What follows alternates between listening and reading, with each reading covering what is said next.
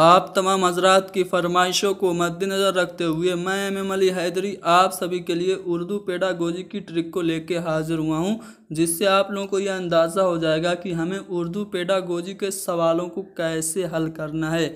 Pedagogy के सवालों को हल करने का सबसे उम्दा तरीका यह है कि पहले हम जो निगेटिव ऑप्शन हैं उनको छांट लें, जो गलत ऑप्शन हैं उनको हम छांट लें और हम फिर इस तरह से ऑटोमेटिकली सही ऑप्शन पे पहुंच जाएंगे।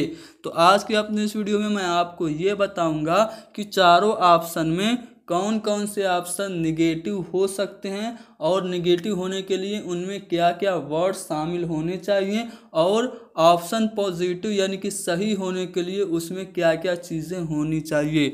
तो अपनी इस वीडियो में मैं आप लोगों को कुछ टैग वर्ड्स बताऊंगा जो कि निगेटिव और पॉजिटिव फॉर्म में होंगे। निगेटिव टैग वर्ड जो होंगे वो आपको ये बताएंगे कि ये वाला जो ऑप्शन है वो गलत है। जिस ऑप्शन में निगेटिव टैग वर्ड्स यूज हुए रहेंगे आप उसको 90% गलत मानते हुए चलिएगा।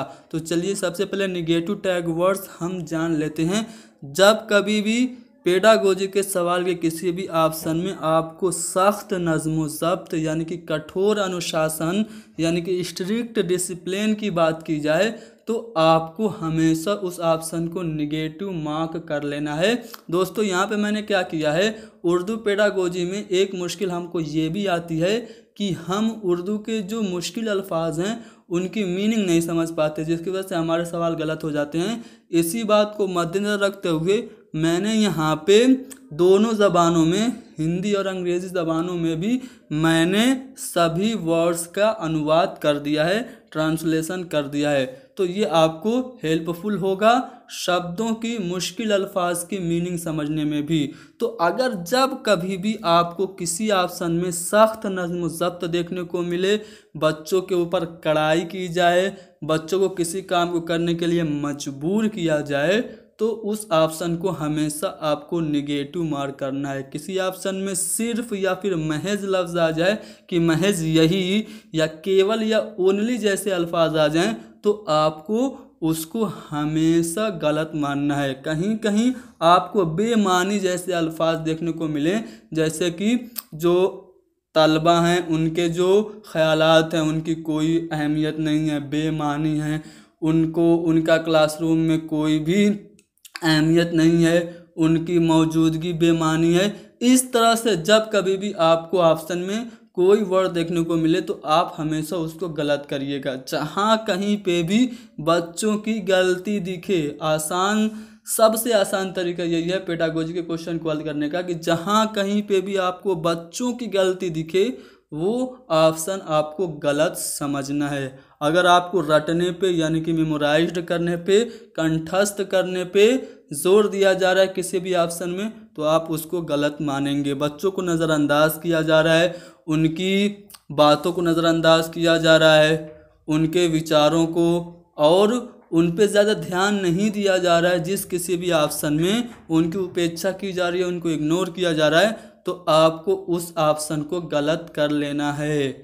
जी हाँ दोस्तों, दरसी किताब पर अगर मुनहसिर रखा जाए कि जैसे प्राइमरी सतह पर बच्चों की जो तालीम है वो दरसी किताब पर ही मुनहसिर हो, अगर इस तरह से किसी भी सवाल में ऑप्शन हो तो आप उसको गलत करिएगा। प्राइमरी सतह पर या फिर किसी जूनियर सतह की भी बात कर लें तो उसमें कभी भी बच्चों की जो तालीम होती है, बच्चों की जो तदरीस होती है वो दरसी किताब पर मुनहसिर नहीं की जाती है। हम क्या करते हैं, रोज़मर्रा की ज़िंदगी से रिलेट करके बच्चों को पढ़ाते हैं। तो जब कभी भी टेक्स्ट बुक यानी कि पाठ्यक्रम पर निर्भर होने की बात कही जाए आप उसको गलत समझिएगा। अगर साथ ही साथ आपको मश्क करने पे जोर दिया जाए, बच्चों से कहा जाए कि ज़बरदस्ती उनको किया जाए, ज़ोर दे के उनको अभ्यास कराया जाए, उनको ज़्यादा होमवर्क दिया जाए, इस तरह के जब कभी भी आपको ऑप्शन दिखे आप गलत करिएगा।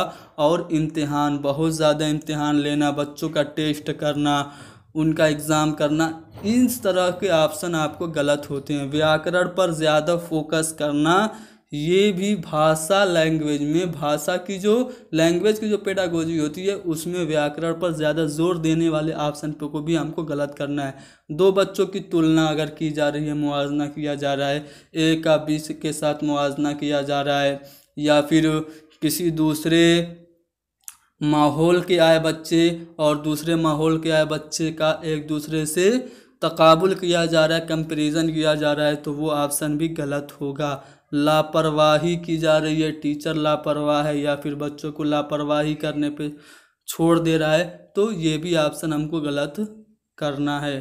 साथ ही साथ सज़ा, दंड देने के सख्त खिलाफ है पेडागोजी के।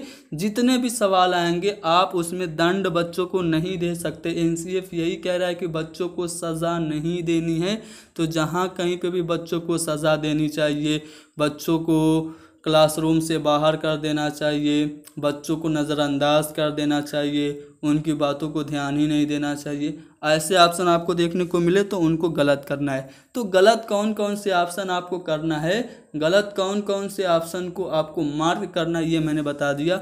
अब आपको सही ऑप्शन कैसे पहचानना है ये मैं आपको बताऊंगा। यहाँ पे कुछ मैं पॉजिटिव टैग वर्ड्स को लेके हाजिर हुआ हूँ। जहाँ कहीं पे भी आपको खुशहाल लिसानी माहौल देखने को मिले, समृद्ध भाषिक वातावरण मिले, उसको आपको सही करना है। 99% ऑप्शन सही होता है जब कभी भी खुशहाल लिसानी माहौल की बात की जाए, यानी कि बच्चों को ज़बान सीखने में सबसे ज़्यादा अहम क्या है, आपसे सवाल पूछे और उसमें आपको खुशहाल लिसानी माहौल दिख जाए या फिर बच्चों का एक दूसरे से तबादला ख्याल करना दिख जाए, तो आप उस ऑप्शन को निसंदेह बिलाशुबहा सही करके आइएगा, ठीक है। और बच्चों को पढ़ाने के लिए जब कभी भी मुतफर्रिक समय बसरी अशिया का इस्तेमाल करने की बात की जाए, बहुत सारी ऑडियो विजुअल ऑब्जेक्ट यानी कि विविध प्रकार की दृश्य श्रव्य सामग्री का प्रयोग करने की बात की जाए बच्चों को पढ़ाने के लिए, उनको समझाने के लिए, तो वो ऑप्शन भी सही होता है। मादरी ज़बान का इस्तेमाल, मादरी ज़बान का इस्तेमाल करके छोटे बच्चों को पढ़ाने पे बहुत ही ज़ोर दिया जाता है। मादरी ज़बान से फितरीपन आता है। इस तरह से कोई भी कथन या फिर कोई भी कौल आपको देखने को मिले तो आप उसको सही करेंगे। रोज़मर्रा की ज़िंदगी से ताल्लुक़ किसी भी ऑप्शन में आपको दिखे कि बच्चे का या फिर किसी टीचर बच्चों को रोज़मर्रा की ज़िंदगी से ताल्लुक़ करना सिखा रहा है या बच्चों को हमें उनके दैनिक जीवन से चीज़ों को रिलेट करके पढ़ाना चाहिए, ऐसे ऑप्शन अक्सर सही होते हैं। साथ ही साथ समाजी तामुल यानी कि सामाजिक अंतःक्रिया, ऐसे अल्फाज आपको देखने को मिले तो आप उसको सही करिएगा। सामाजिक अंतःक्रिया का मतलब क्या होता है, एक दूसरे से बातचीत करके सीखना। जैसा कि आप लोग वाइगोस्की के बारे में जानते होंगे, वाइगोस्की ने अपने सामाजिक विकास के सिद्धांत में समाजी तामुल यानी कि सोशल इंटरेक्शन पे बहुत ज़्यादा बल दिया और उन्होंने ये बताया कि बच्चों में सभी प्रकार का जो विकास होता है वो समाजी तामुल के नतीजे में ही होता है। तो समाजी तामुल जैसे अल्फाज आपको हमेशा पॉजिटिव मार्क करना है। साथ ही साथ अगर आपको कहीं पे भी प्रोजेक्ट काम यानी कि प्रोजेक्ट वर्क से रिलेटेड कोई भी ऑप्शन हो तो आप उसको सही मान के चलिएगा। क्यों? क्योंकि प्रोजेक्ट कार्य से क्या होता है, बच्चे खुद से करके सीखते हैं। बच्चे किसी भी प्रोजेक्ट को बनाने के लिए खुद से मेहनत करते हैं, बड़ों से पूछते हैं, रिसर्च करते हैं। तो इसलिए प्रोजेक्ट वर्क जो होता है वो बच्चों के लिए बहुत ही हेल्पफुल होता है। तो इसलिए प्रोजेक्ट वर्क से रिलेटेड ऑप्शन आपको हमेशा सही समझना है। मतन के मानी समझना, मतन के मानी यानी कि रीडिंग स्किल से रिलेटेड कोई भी क्वेश्चन अगर आपको पूछ दे कि रीडिंग स्किल क्या होता है, क्या बहुत तेज़ पढ़ना होता है, बहुत बुलंद आवाज़ में पढ़ना होता है या फिर कोई भी पैसेज उसकी मीनिंग समझना होता है, तो मीनिंग समझना यही रीडिंग स्किल का मतलब होता है। तो मतन के मानी समझना, इस तरह के कोई भी अगर आपको ऑप्शन देखने को मिले तो आप उनको सही करिएगा। तबादला ख्याल की बात हो यानी कि विचारों के आदान प्रदान की बात हो, बच्चे एक दूसरे से बातचीत कर रहे हैं, बच्चे एक दूसरे से ख्यालात का आदान प्रदान कर रहे हैं, इस तरह का ऑप्शन आपको अक्सर सही होगा। साथ ही साथ बच्चों को ज़्यादा से ज़्यादा मौके देने की बात हो कि बच्चों को बात करने का मौका दिया जाए, बच्चों को टीचर से सवाल पूछने का मौका दिया जाए, बच्चों को बिना टोके ज़बान ज़्यादा से ज़्यादा इस्तेमाल करने का मौका दिया जाए। इस तरह के ऑप्शन ज़्यादातर सही होते हैं। किसी भी ऑप्शन में अगर आपको तख्लीकियत जैसा लफ्ज़ दिखे, यानी कि सृजनात्मकता, क्रिएटिविटी से रिलेटेड कोई भी ऑप्शन आपको देखने को मिले तो आप उसको सही कीजिएगा। तरगीब यानी कि प्रेरणा से रिलेटेड कोई ऑप्शन हो तो वो भी ज़्यादातर सही होता है। साथ ही साथ मुसलसल और जामे अंदाज़ कद्र की बात आपको देखने को मिले किसी भी ऑप्शन में कि हम बच्चों को उनकी तालीमी तरक्की के लिए उनका मुसलसल और जामे अंदाज़ कद्र कर रहे हैं, यानी कि सतत और व्यापक मूल्यांकन कर रहे हैं, तो ये बात आपकी सही होगी। यानी कि ऐसे ऑप्शन जिसमें CCE का जिक्र हो ज़्यादातर सही होते हैं। बच्चों को एक्टिव करना, यानी कि बच्चे को किसी भी काम में उनको फ़आल कर देना, उनको उनमें क्या कर देना, बिज़ी रखना, उनको खुद से करने के लिए मोटिवेट करना, ऐसा ऑप्शन आपको दिखे तो आपको हमेशा सही मानना है।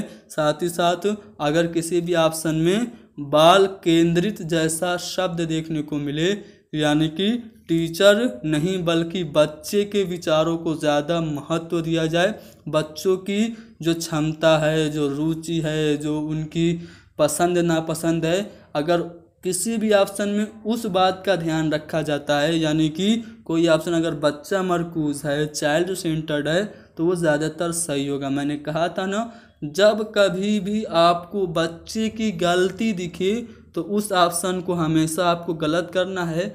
जहाँ कहीं पे भी कोई ऑप्शन आपको बच्चा मरकूज दिखे, यानी कि चाइल्ड सेंटर दिखे, तो उसको आपको सही करना है। करके सीखने पे अगर किसी ऑप्शन में जोर दिया जा रहा है लर्निंग बाय डूइंग पे, तो वो ऑप्शन सही है। बच्चों के ख्यालात को अहमियत देना, अगर वो बोल रहे हैं, हो सकता है कि वो बोलते हुए गलत बोल रहे हैं, लेकिन वो बोल रहे हैं तो उनको आप उनके विचारों को अहमियत दीजिए।